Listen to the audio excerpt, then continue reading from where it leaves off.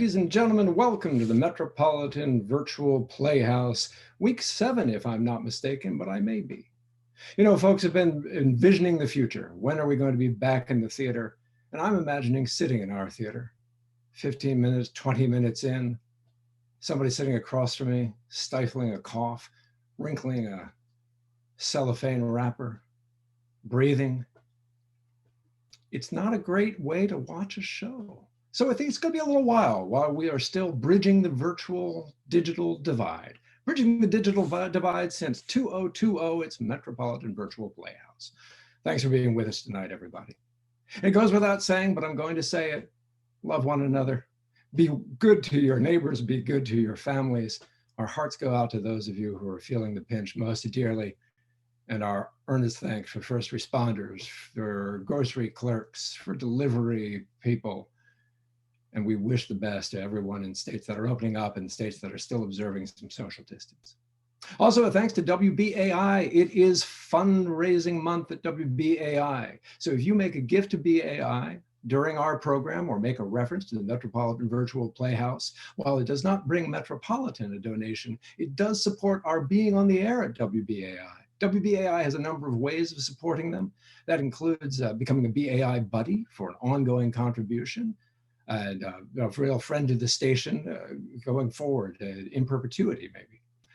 A great way of supporting a valuable station, and we are honored to be a part of their lineup. You can also ask for some premiums if you, with certain contributions. They have beautiful WBAI face masks and other premiums. We'll be offering some of our own to support them and support us. Of course, you can always support Metropolitan Playhouse. The contributions that come in for the virtual playhouse, we are passing on to the performers you're about to see tonight. And enough of that. There's also the COVID Cabaret on Thursday evenings at 8 with Zero Boy. And a special happy birthday today. It's Clyde Fitch's birthday. Clyde Fitch, luminary playwright of the turn of the century. Why? He's celebrating behind us in our production of The Climbers. They're actors you're going to see later this evening, cavorting beyond my ears right now from The Climbers, which we produced a few years ago by Clyde Fitch. Happy birthday, Clyde. Now, often we do a little bit of a preamble about the artist. Not tonight. Tonight we have 2 shows. Each one is too short to sustain an evening on its own, but together they're too long for me to hold us up any longer. A little less about the background now. We'll get to some later on. But without much further ado, we're going to get right to the readings. The first is a play by Alice Gerstenberg. We've been loving celebrating Ms. Gerstenberg's work. We're going to do more of it in the future. But tonight, a wonderful comedy set in a milieu we can only dream of attaining, an evening banquet called 14. I'd like to introduce our friend and the image for 14 to kick off the first of this evening's 2 plays. 14 by Alice Gerstenberg. The character: a woman of fashion, played by Brenda Crawley. Elaine, her debutante daughter, played by Becca Bollinger. And Dunham, the butler, played by Andrew Ferda. Scene: the dining room of a New York residence, a long table with a chair at each end and 6 chairs on either side, elaborately set for 14. Dunham is hovering over the table to give it a few finishing touches as Mrs. Pringle enters hastily, wearing a lovely evening gown and carrying a corsage bouquet of flowers and the empty box of paper from which she has unwrapped them. Dunham, I just had word from Mr. Harper that he was called away from the bedside of a friend who was very ill. He sent me these flowers, which is a good thing he did. I don't approve of young men refusing dinner invitations at the very last minute. I'll take the box and paper, Mrs. Dunham. Oh, and this is too bad, after you said it all so beautifully. And it's getting late. Someone might be coming any moment. How's Cook? Cook's in a temper, madam, as usual. I'm glad to hear it. She's like an actress. The better the temper, the better the performance. As long as she serves us a good dinner, I don't care how much she spends. The rest of you can just keep out of her way. And where's Gustav? I'm sorry to say it, madam, but there's such an awful blizzard out. He is sweeping off the sidewalk. Oh, dear me, yes. I should have ordered an awning. But who expected a storm like this? Here are the place cards, Mother, and the diagram. Shall I put them around? Yes, dear. Elaine, I'm going to look after your father. He is so helpless about his ties. And remove one plate, Dunham. One plate, madam? Madam, it's a certainty. You wouldn't sit down with 13. 13? Why, you're right. 13? Well, no, we can never sit down with 13. And that's all due to Mr. Harper's negligence. Sick friend, nothing. He's just one of those careless men who never answer their invitations on time. His flowers, indeed, to make trouble he's put me to. 13? I wonder who can we invite at the last minute? Oh, quick, Elaine, help me think. There's always Uncle George. Oh, no, he never opens his head. Mr. Morgan, madam. He always tells a joke or two. Why, yes, Dunham. Oh, that is clever of you. Hello, Central? Lakeview 5971. At once, please. Elaine, dear, your hair is much too tight. Pull it out. Pull it out. Oh, come here. Oh, Mr. Morgan. Yes. This is Mrs. Pringle from across the street. Oh, yes, when Mr. Morgan comes in, please tell him to call me right away. I want him to dine with us in about 10 minutes. You expect him? Oh, well, have him call me right away. Now, if he shouldn't get it, then what'll I do? Well, Mother, I don't have to be at the table. It's your party anyway. Everybody's married and older than I am. I didn't put you next to Oliver Farnsworth. Didn't I put you next to him? Millions. He's worth millions. Well, he won't be giving me any. Well, can't he marry you? Aren't you going to try to make a good match for yourself? You know, I fling every eligible man I can at your head. Can't you finish the rest yourself? It's no use, Mother. You're trying to marry me off to anyone as important as he is. Oh, he frightens me to death. I lose my tongue. I'm as afraid of him as I'd be afraid of the Prince of Wales. Oh, the Prince of Wales. What I wouldn't give to have the Prince of Wales in my house. New York has lost its heart to him. I was just telling Mr. Farnsworth yesterday that I would give anything to have the Prince here. I would establish my social position for life, and I would have such a reputation for being a wonderful hostess.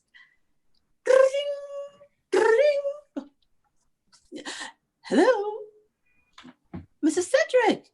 Yes, this is Mrs. Pringle. What? Oh, caught in a snowdrift.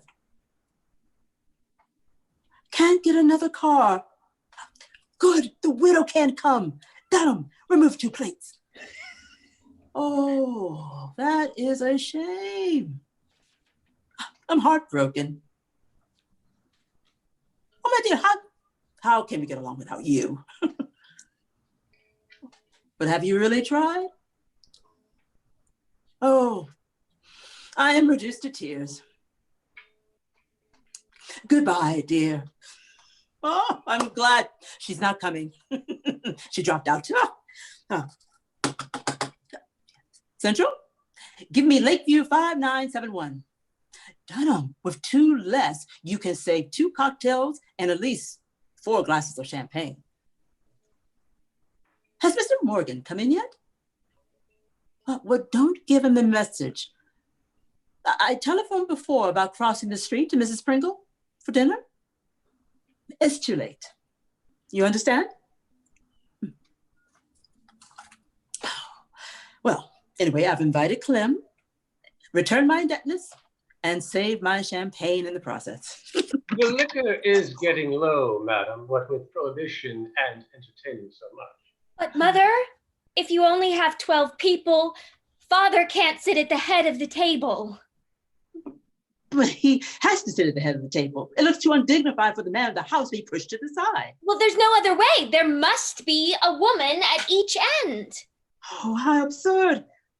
I always forget 12 is an impossible number. Oh, I don't want to put any of these women at the head. Oh, Mrs. Darby, she's such a cat. I wouldn't give her the honor. And then there's Mrs. Meadow. Oh. Dunham, could you answer that? Hello, this is Pringle's residence. A message. Yes, sir. What, sir? Mr. Darby, the doctor says your baby has the chicken pox. Chicken pox, Elaine. Yes, sir. Mr. Darby sends his apologies, but owing to the transmutability of the disease, Mr. and Mrs. Darby feel obliged to regret. Oh. And also their house guests, Mr. and Mrs. Fleetwood. Well, that's 4 out. Then you're only 8. Quick, the plates, Dunham. Oh.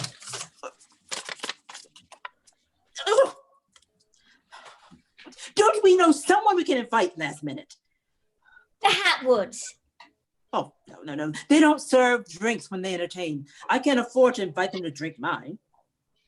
The Greens? Oh, no. She's not interesting enough. Mr. Conley. He never makes a dinner call. Every time I offered, as many times as I've offered. Hester Longley? Oh, no. She's far too pretty and too clever to be sitting at the table with you and Oliver Farnsworth. Where's our book?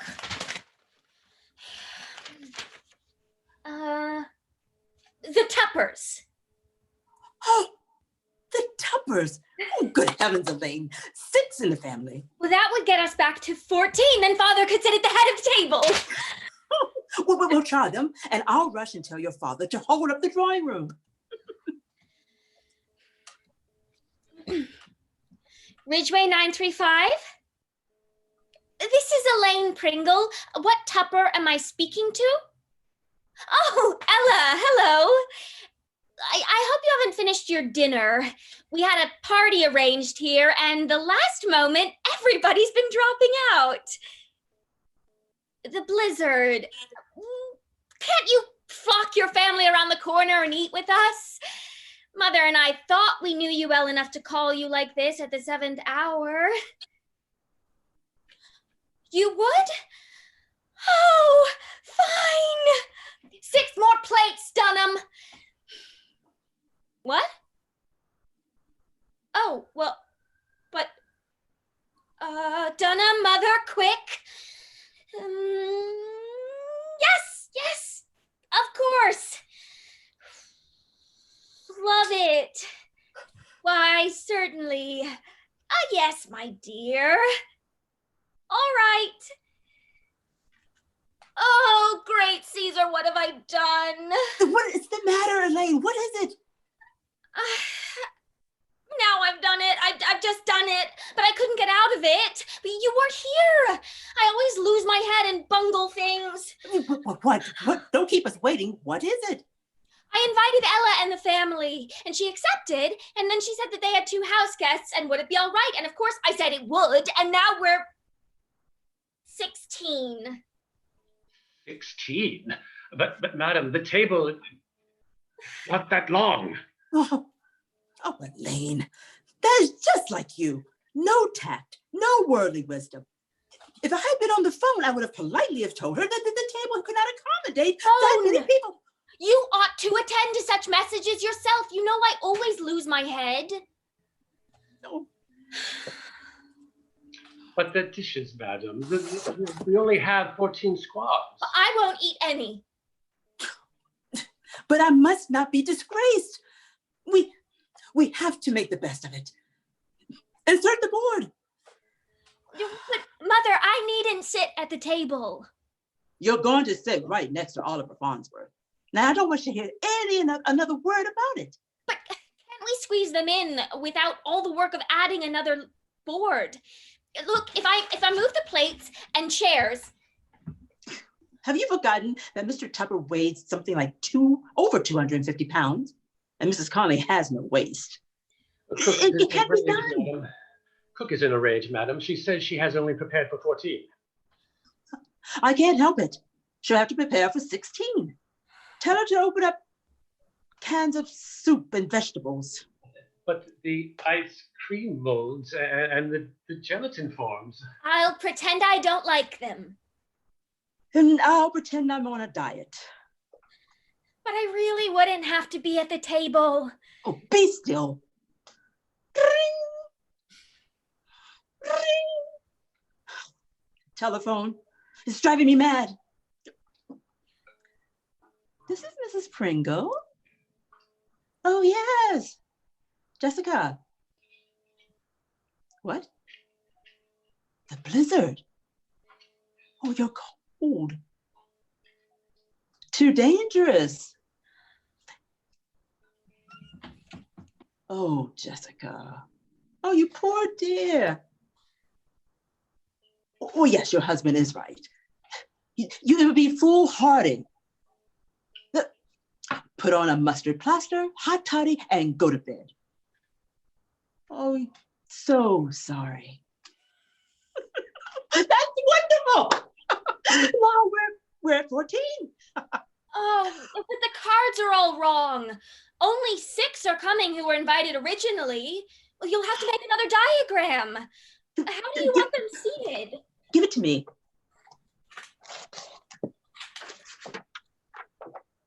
Here are some fresh cards. You know, this is a mess. I spent hours on this diagram. So much depends upon us having guests seated harmoniously. Dun, dun, dun, dun. The front door, Dunham. Could you answer it? And let me know who's in the drawing room. Just take a peek.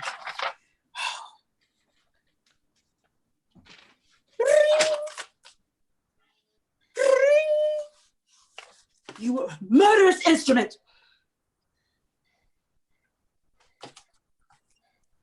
Hello?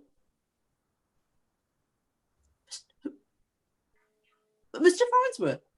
Mr. Oliver Farnsworth? Oh no, you're his secretary. He's what? He's instructed you to make excuses for him. He had to go to Boston at once? Important business. Oh, how dare he? How dare he? The last moment? No. No regard for a hostess's feelings? No regrets for the effort that she goes to make an enjoyable evening? And such a good dinner I had planned. And he promised me he would come. Business. You know, I don't believe it. He didn't want to exert himself. He was afraid of freezing in the blizzard, as if he doesn't have a half dozen limousines that could take him to the door. Oh, selfishness, downright rudeness, and worth millions. Oh, and just a match for you, Elaine. I was bound you should to meet him and sit next to him at the table. Now I don't know when I can give you a chance like that again. Oh, I'm perfectly furious.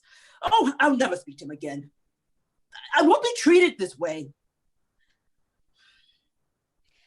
Perhaps he really did have business and was I called wonder. away.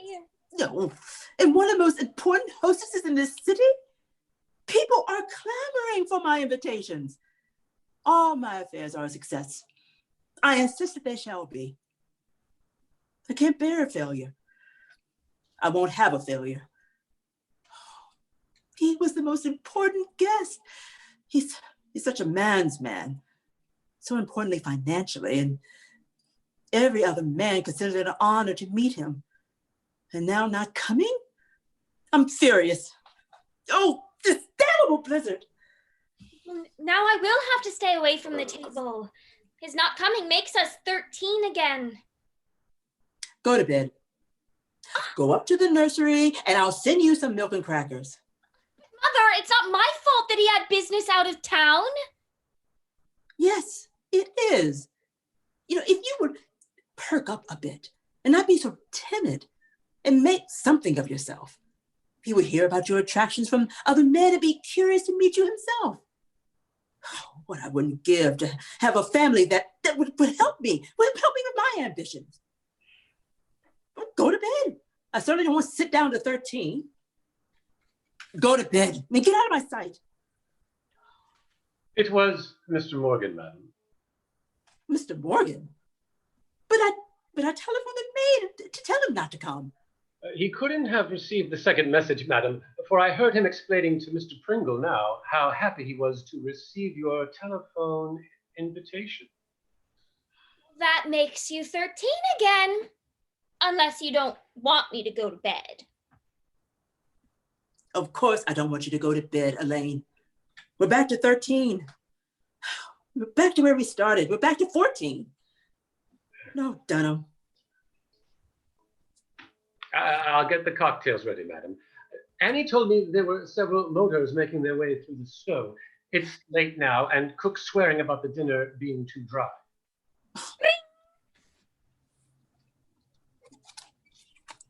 I won't answer it. Well, I should say not. Hello?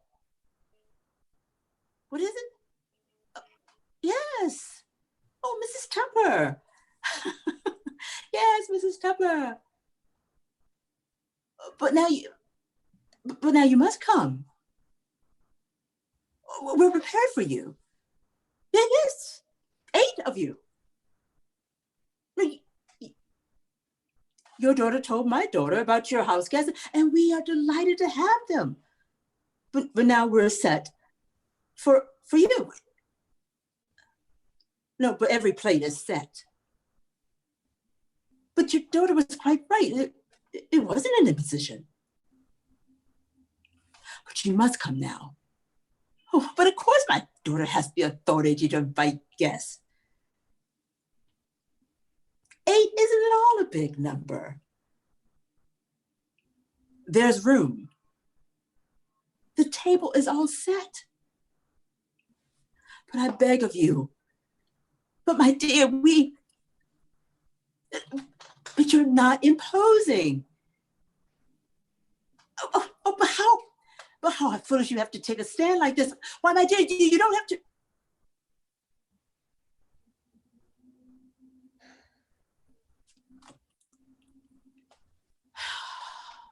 Well, Mrs. Tupper is perfectly furious with Ella for telling you about the house guests and says Ella had no tact and had nothing that would induce her to bring 8 when she had been invited for 6. So she's leaving Ella and Henry at home. Only 6 will be coming. Remove the plates, Dunham. We're 12 after all. But if you leave at 12, Father can't sit at the end. I shall go mad. I will never entertain again. Never, never, never, never. People ought to know whether they are coming or not. But they accept, and they regret, and they regret, and they accept, and they drive me wild. This is my last dinner party. This has been a fiasco. My last, a fiasco. A haphazard crowd hurried together when I had planned everything so beautifully. Now how shall I sit them? How shall I sit them? If I put Mr. Tupper here and Mrs. Conley there, then that means Mrs. Tupper has to sit next to her husband. And I want Mr. Morgan there. Oh no, it's impossible. I might as well put their names in a hat and draw them out at random. Never again. I'm through with society. With parties and friends, I wipe my slate clean. They'll miss my entertainments. They'll miss my parties. They'll wish they had been more considerate. After going to live I'm going to go to live by myself. I'm going to go and just going to be selfish and hard and unsociable. and drink my liquor instead of offering it gratis to the entire town. Through with men like Oliver Farnsworth. I don't care how much they are, how rich they are, how influential they are, how important they are. They're nothing without courtesy and consideration. Business off on a train. Nonsense. Didn't want to come. Didn't want to meet a sweet, pretty girl. Didn't want to marry her. Well, he's not good enough for you. Don't you marry him. Don't you dare marry him. Don't you try to elope or anything like that. I'll break it off. Yes, I would. Oliver Farnsworth will never get the recognition from me. He's beneath my notice. I hate Oliver Farnsworth. A note from Mr. Farnsworth, madam.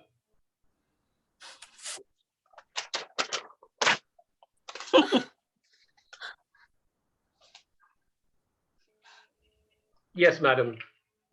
There are two strange gentlemen in the lower hall. They presented this letter. He said he was the secretary. All the other guests are upstairs in the drawing room, madam. I counted 12 in all, including you and Mr. Pringle and Miss Lane. But the two gentlemen downstairs, madam, are waiting for your answer.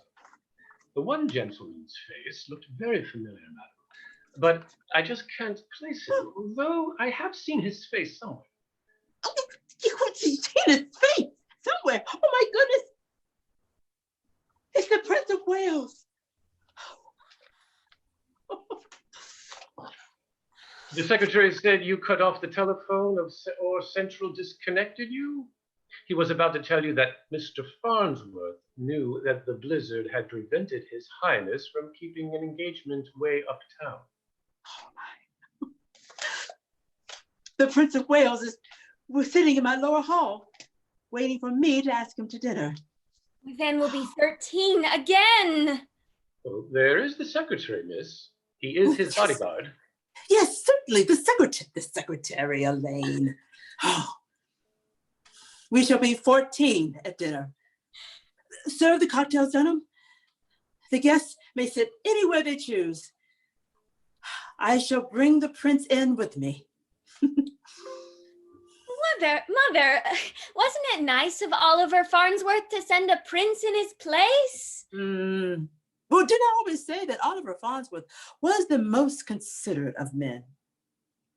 I think I shall like Mr. Farnsworth. Oh, you silly child. It's too late now for Mr. Farnsworth. It's time now to like the prince. You know, I always manage somehow to be the most successful of hostesses.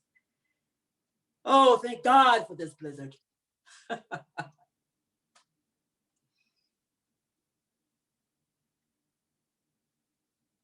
14 by Alice Gerstenberg. And now for a bit of a change of pace. We're going to turn a few years earlier to a play about a different type of social sacrifice altogether. The marvelous Criss Cross by Rachel Crothers. The characters of Criss Cross are Anne Chadwick, a writer of stories, played by Erin Lee Schmoyer. Cecil Chadwick, her cousin, played by Erica Knight, and Jack Allister, an artist, played by Trevor St. John Gilbert. The place, New York City. The period, the present. Costumes, modern. Scene, the apartment of the Mrs. Chadwick, a tastefully furnished room, fireplace and mantel with mirror, bookshelves, piano and stool. There are curtains or hangings at the door and both windows. Old portraits of two young men hang over the bookshelves. On the piano are a vase of flowers and a lot of sheet music. The table is covered with books, papers, writing materials, etc. Lamps on both tables, the one on a writing table being lighted. Time 8:30 p.m. As the curtain rises, Anne, seated at a table, is writing. Cecil, at the piano, is singing. For some must watch and some must wait and some will find their love too late. For some must watch and some must wait, but oh, for the love that comes too late. Don't, for goodness sake, don't. Are you tired tonight, Anne dear? No, more so than usual.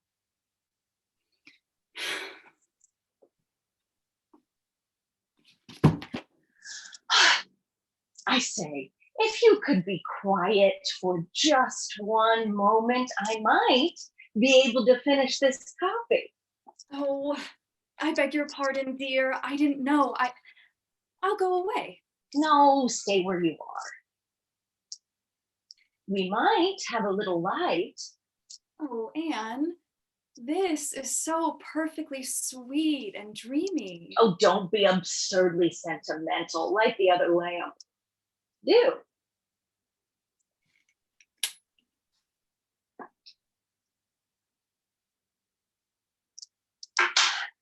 Thank heavens that's done. What is it, Anne? Your last story? Mm. Oh, I hope it's going to be greatest success you've ever had. Your sarcasm is supreme. I'm not sarcastic. You know you are successful. Everybody says so.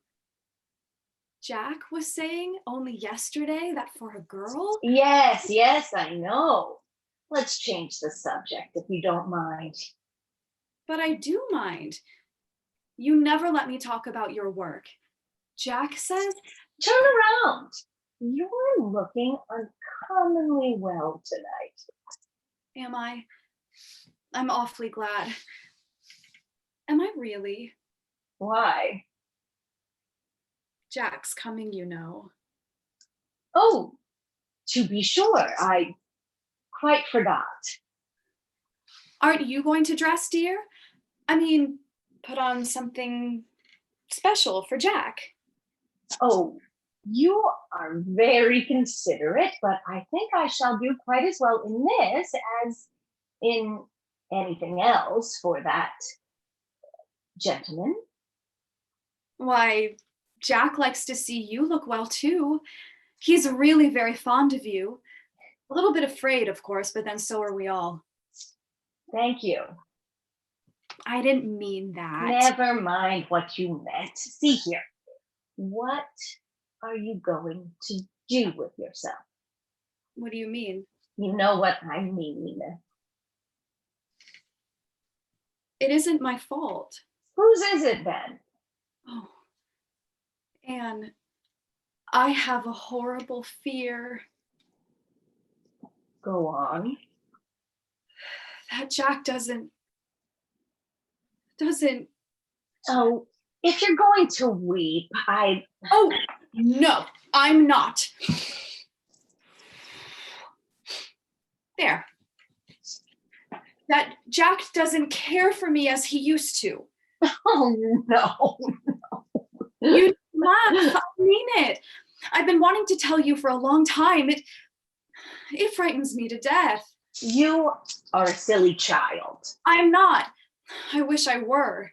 But I'm a woman with this awful thing staring me in the face. I've been putting it off and saying it isn't so, it can't be so, but it comes back. I can't tell how nor where it began nor why it is, but there is a difference. It isn't that he isn't kind. He's always that. But he seems so far away from me. So you see how late he is now, absorbed in something else. I don't seem a part of his life at all. I'd rather he'd quarrel with me as he does with you. Anything but this horrible suspense. And oh, Anne, there is that fearful thought that he's too honorable to break it all off. But still that he's waiting and hoping for something to happen. He doesn't ask me to set our wedding day. Give him time. Time? Haven't we known each other 5 years and been engaged, oh, ever so long? What shall I do, Anne? Tell me. You're so strong and sure of things. You've made everything easy for me all my life. Help me now. Sometimes I think I will go to him and release him, and then, Well, why don't you? oh, you don't know what you're saying. I think it would kill me. Of course, it's all very well for you to say that. You've never loved anyone. I can see you throwing him over without a pang because of an idea. But what are you going to do? You're entirely wrong, of course. You know that Jack loves you devotedly with his whole heart, as he has done all of these years. Are you sure, dear? Are you sure? It helps me just to hear you say it. But suppose he didn't. Just suppose. Are you going to let him drift away from you? Suppose there were another girl. Oh, Would you sit meekly by and let her take him from you? no,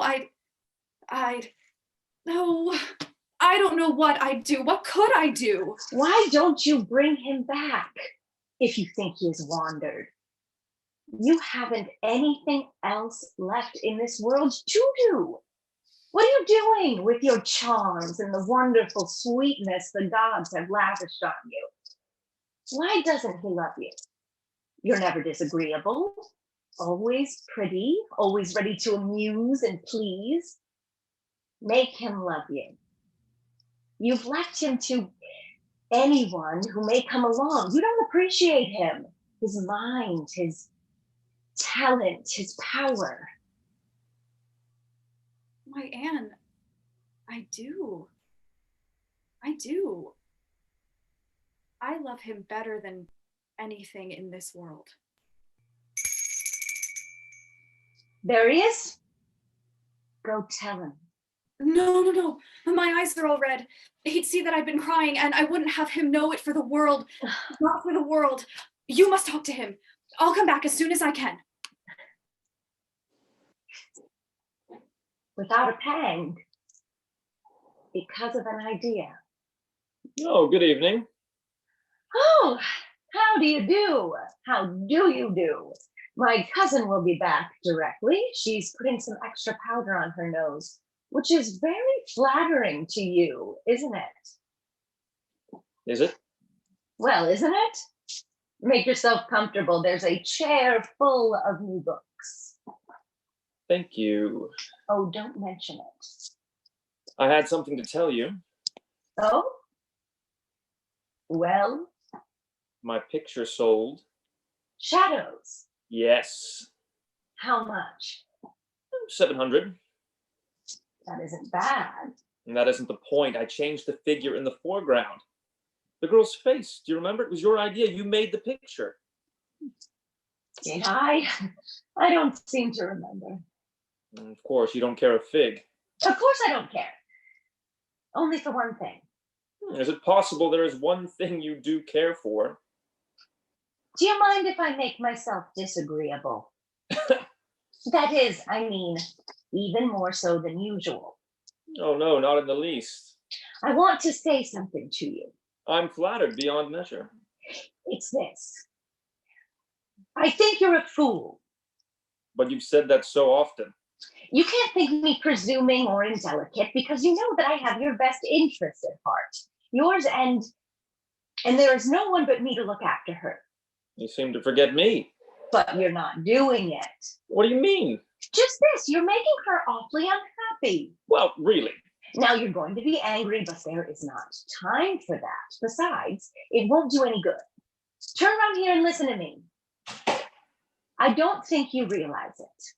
That's why I speak. But she has confessed to me the fear that you don't care for her as you used to. Why, And you've allowed her to fear it. What are you doing? If you're ever going to marry her, why don't you marry her now? there's... Oh, yes, there is. What is there? There is your work, which you are not getting half enough out of. Oh, you know it. You know you have never done what you might. To be a mild success is not living up to your best self. Paint. Paint, work, work, work. Everything is in your own hands. Seize it and realize the highest. But there's something lacking. A man's got to have inspiration. I don't think. What if I couldn't make Cecil happy? Oh, but you can. She said to me only just now, I love him better than anything in this world. And that is a great deal for a woman to say, isn't it? Why, you've made her love you. You found her a careless, happy child, and you've made her an unhappy woman, humiliated in her own eyes. She's so alone.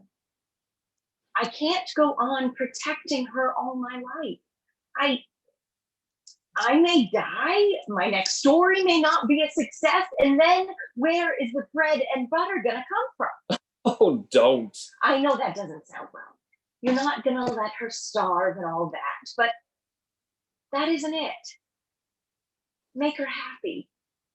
She might have been so with someone else if you hadn't thrown yourself in her way and taken her life into your hands. What is it? Why do you hesitate? Do you care for someone else? Does someone else care for you? Here, come back. I haven't finished. So like a man to run away from uncomfortable truths, but someone must say it, and it always seems to have been my province to be disagreeable. Isn't it strange how we've been left alone together, Cecil and I? It was just so with our fathers. My father was the older, stronger brother, and when he lay dying, he made me promise that I would always be to my cousin Cecil what he had been to his brother. If I were a man now, it would be so easy to take her up in my arms and shield her against the whole world. There's such a honest, trusting light in the girlish eyes she raises at me. Pray heaven that light will never be swallowed, and that I may always look honestly back and say that I have been true. For some must watch and some must wait, and some will find their love too late. I did not know you could be so exquisitely sweet. I've never had a glimpse of your heart before. I thought you were all brain and nerves. What couldn't you do if you'd only always let us see and feel that sweetness? And yet, I can't bear to think of showing it to anyone else. And why don't you let me understand you, dear? But oh, for the love that comes too late. As if you could. You flatter yourself. Well, what are you two doing? Quarreling as usual?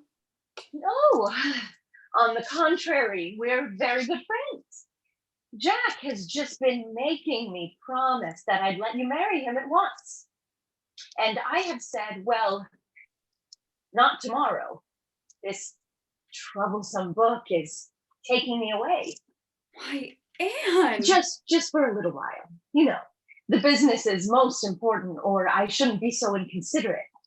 But I'll be back in plenty of time to marry you off with all the necessary laces and frills. There'll be a Paris gown or two, and if the story's a go, we can manage that. Just enough to start you off, you know, for when you are Mrs. Jack Allister. I shall expect to be quite overcome with your foreign finery. Oh, Anne! Here are your gloves. He's going to take you out to supper, just to talk it over, and for I cannot give up my den.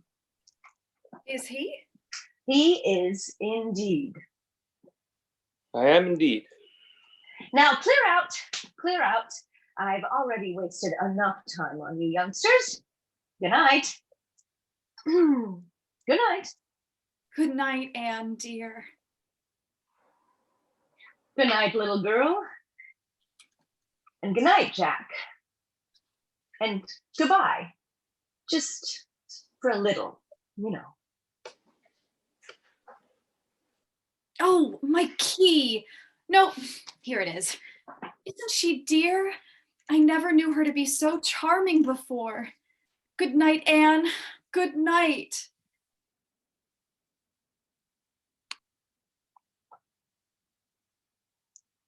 Anne rises, goes quickly to the window. She waves her hand gaily and blesses them in pantomime, then goes slowly back to her table. If only I could tell it to somebody. Only say it aloud to myself, just once. It would not be quite so hard.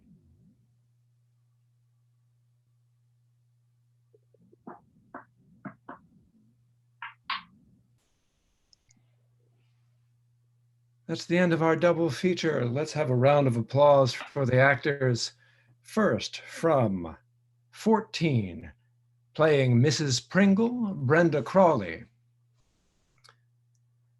Playing Elaine, Becca Ballinger. And as Dunham, all the way from Richmond, Virginia, Andrew Ferda. And for Chris Cross, Anne Chadwick, played by Erin Lee Schmoyer. Cecil Chadwick, played by Erica Knight.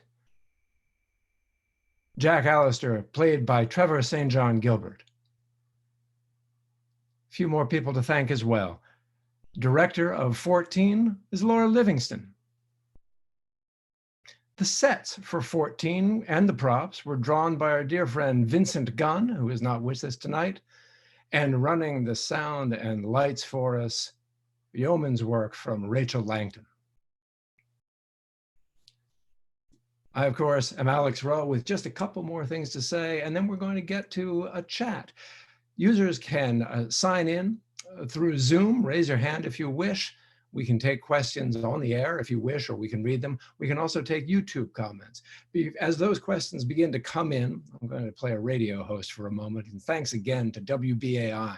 Remember, it is WBAI's pledging period, and one can make a pledge on the phone. I regret I don't have the phone number, but one can also visit WBAI.org. WBAI is 99.5 FM. And remember, a pledge during this period, right now, will go towards the support of our being on the air. It does not go directly to Metropolitan Playhouse, but it does support our friends at WBAI.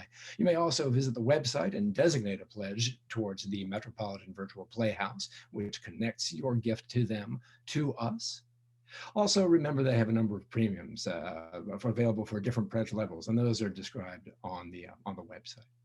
A special thanks to our contributors. I've seen contributions come in directly to Metropolitan Playhouse while we've been playing, and we cannot thank you enough for this support. We have every hope of getting through this, if not stronger than before, certainly as strong, and we look forward to seeing you again on East 4th Street. But for now, let's see if we can see anyone on the web. So Rachel, have you any Zoom questions coming in? We can elevate people to that status, and I'll begin checking the YouTube comments. Great. I see one question that came in from Annie Dinnerman, which says, the cast of Crisscross had good chemistry. How much rehearsal time was there for Crisscross? Anyone can take that one, but you have to unmute yourselves, cast.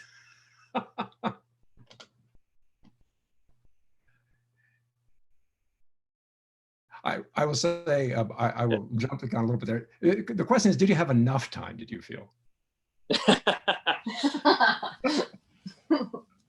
Always would have loved more, but it's a strange time. We threw it together in maybe an hour and a half total. It was 2 hours. Not a lot of rehearsal time together. So I'm very thankful for my castmates who I just met over Zoom. We've actually never met in person, so it's been great. I wanted to say something about the marvelous work the actors have done in all of this series. You know, I've met all of these actors, of course, in the flesh and worked with them in other productions or seen them work on our stage. I just assume everyone knows everyone and everyone will love everyone and work very, very well together. So far, I've been right about the latter two, but I don't always remember that not all the casts have met each other before. This has been a special treat. If there's any silver lining to be found in this circumstance, that's certainly one of them for us at Metropolitan. Any other questions? And we can take them, as I say, on the air if they wish. I will throw one in. comment about the paper props, very Edward Gorey. And one viewer is reminded of Dinner at 8. Lively and funny actors, particularly a credit to the butler. I want to credit Laura Livingston for taking us to new heights, new depths, new breadths with the use of the Zoom camera screen.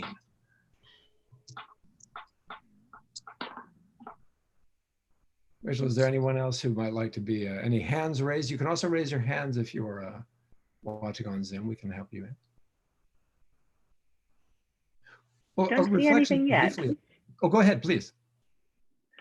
Oh, I was saying I don't see any Okay. yet. I'll let you know. Sure. A reflection on the plays themselves. We presented Rachel Crothers' plays before, notably A Man's World, and she was also the author of He and She. These are some of her more prominent ones. Nice People is another play we've been thinking about producing, actually. And she was a dominant voice, an actor, a director, had also, like Alice Gerstenberg, came from Illinois, but she moved to New York and stayed there and was a very prominent figure in the New York stage at the turn of the century.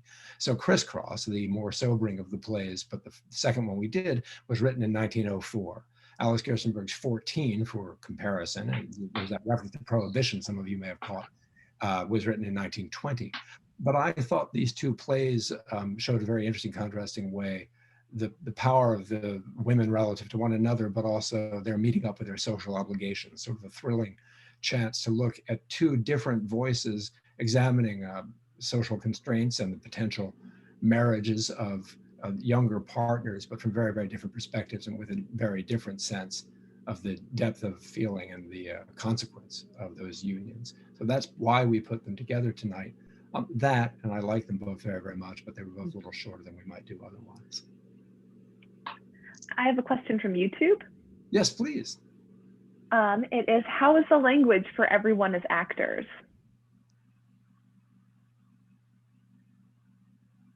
You're muted, so we can't hear you appraise your language.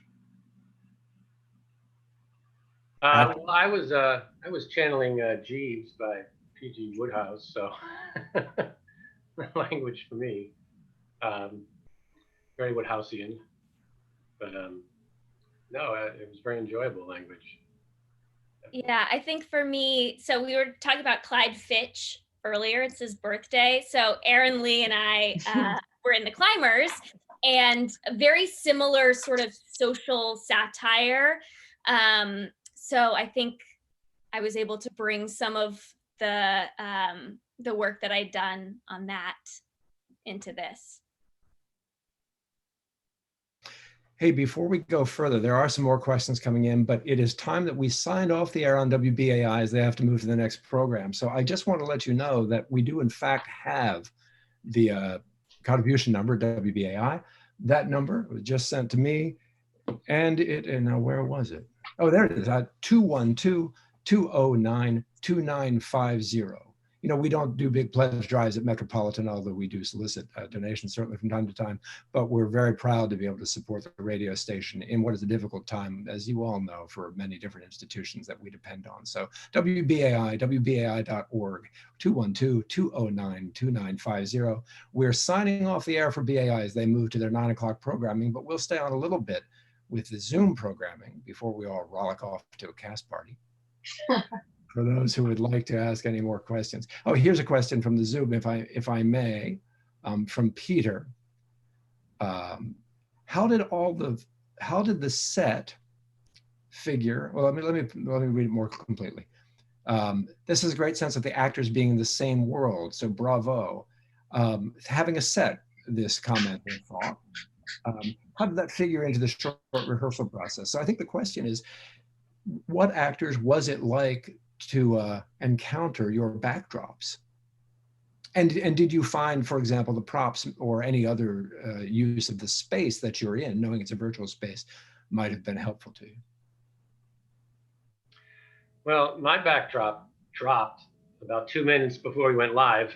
So I was furiously taping it up with gaff tape and binder clips right before we went on the air. But I think it's a beautiful drawing. And I don't know how they did it, but the way it cuts off halfway and picks up with Elaine. And it's a wonderful piece of trickery. I don't know, video trickery, because I'm about 400 miles away from everybody right now. Project. Project. Sorry, it's a Dell. I'm sorry, it's a Dell computer. Yeah, no. Should I repeat it? No, you're 400 miles away. Oh, I got it. Yeah. I'll open a window. I will just say that not all the actors really saw the backdrops until about 3 or 4 hours ago. We didn't have them entirely, or maybe they're all ready. So I certainly feel that it adds a cohesion to it. But it's interesting to think about what it is like to act in a virtual space. And to that point, I mean, we can answer both questions. One of our friends writes, can the actors see each other during the performance? And I know the actors you have different options as to whether you see one another or yourselves. Anyone want to comment, again, on this sense of the surrounds? I guess it's a question of translating your actual physical circumstance into what you know or imagine the audience is seeing, and all of that intersecting in some way your characters' lives in this in the fictional world they live in. Well, I Yes, tried to turn narrators. one way and then turn the other, but it's basic on camera stuff. But when there's nobody there, when you're alone in a room, it's quite bizarre. Yeah.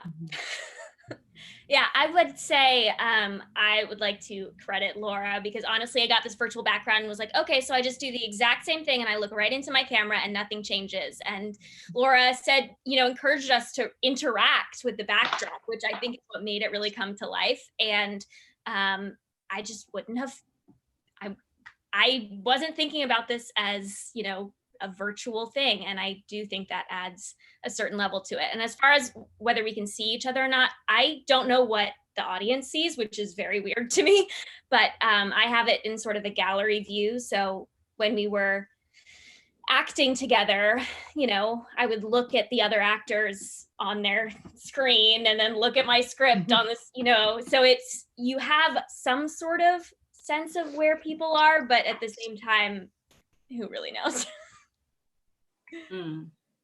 I found that what I did was have the speaker be by him or herself, so that it felt as if, even though it was a teeny tiny version of my fellow actors, it felt as if there was someone to talk to, and you can kind of get little glimpses of the way that they're responding to you, so that it doesn't feel like you're only speaking into a little camera. And you can have that semblance that we love about the collaboration in theater and being affected by one another as actors.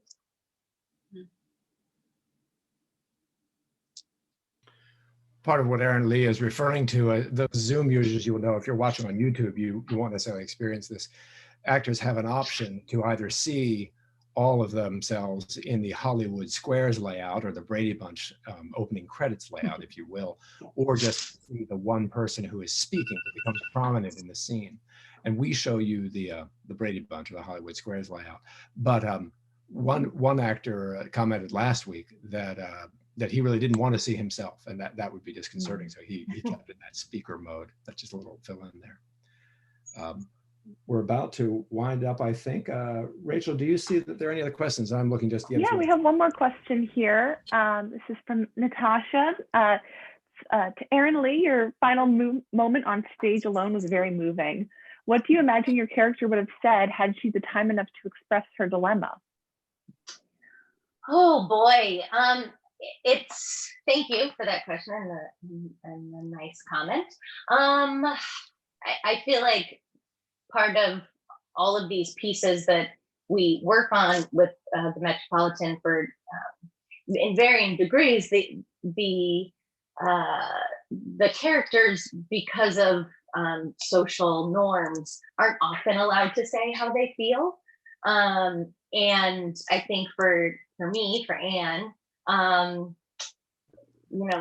give away the secret, because I don't think there will be a command performance. I think Anne's in love with Jack, but she has such a sense of duty and sisterly type of love for Cecil, that she decides that Cecil might need him more than I do, because I also have the love of writing and the creative process. So I think it's weighing of the scales and having to do it really fast, having to make that decision really quickly. Folks, I want to thank all of you out there in radio and computer and tablet land for being with us tonight. It is a little bit like being with you in your homes and having you into ours, and I can't thank you enough for being a part of it. And a very special thanks to Vincent Gunn, who is unfortunately not visible now, but to Laura, to Rachel, and to all the actors for a marvelous job. Remember, we'll be back with COVID Cabaret on Thursday evening at 8 and another virtual Playhouse reading on Saturday at 8. We're dreaming up some other projects for other nights of the week too. I hope you'll be with us. I'm going to just give a final nod to the actors. Actors, take your bows, and then we'll put up, I've got another screen to put up, just a little departing message about reaching the Playhouse. But thank you all tremendously for being a part tonight.